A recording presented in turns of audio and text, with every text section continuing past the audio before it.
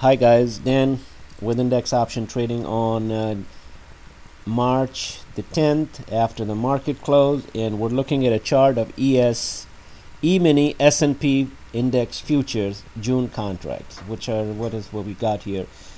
These are the contracts. E-mini represent the S&P, and many traders use this thing, and it has a lot of significance in trading.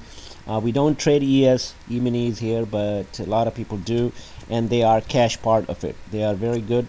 And S&P 500, they are derived from S&P 500. So any changes in there, they trade round the clock, but any changes in here also affects the S&P futures, always affects that. But these are E-mini futures.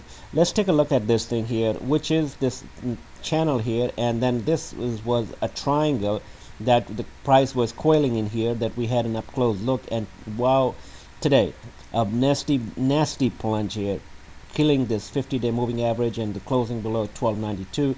The volumes were not that heavy, but it was less. The preliminary volume was a lot less than yesterday, but it was a nasty plunge here anyway, and that drove the markets down. So let's go take a look at profits. And here we are on a chart of Dow Jones, and this was a consolidation period that we were continuing here, and today was a brutal plunge here to 1194, but then it found support here at the 50-day moving average. Remember, I talked about it. If we with brute force, if we somehow manage to go down there, we're going to find the support here. Now if Dow Jones can manage to break this 50-day moving average, then there are nothing here. I mean, there are a lot of support here, but it can go down to 11,800, and then there's a whole new calculations will come into play. So that is what it's happened here. It was a nasty day, 228 points down.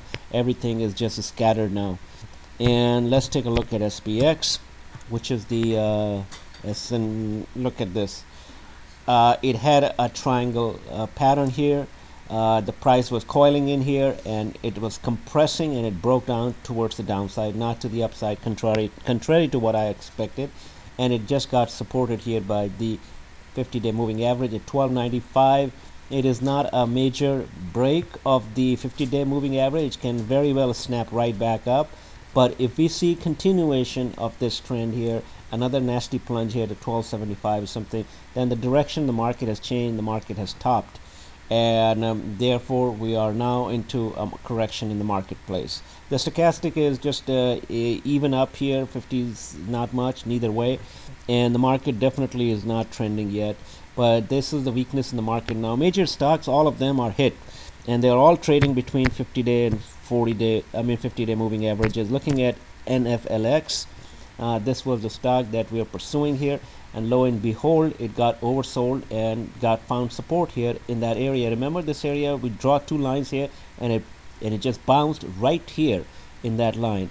It just bounced right here at about 189, and blew out all the shorts, going up 7. This was the only thing that was green in the sea of red today, and finished the day at 200.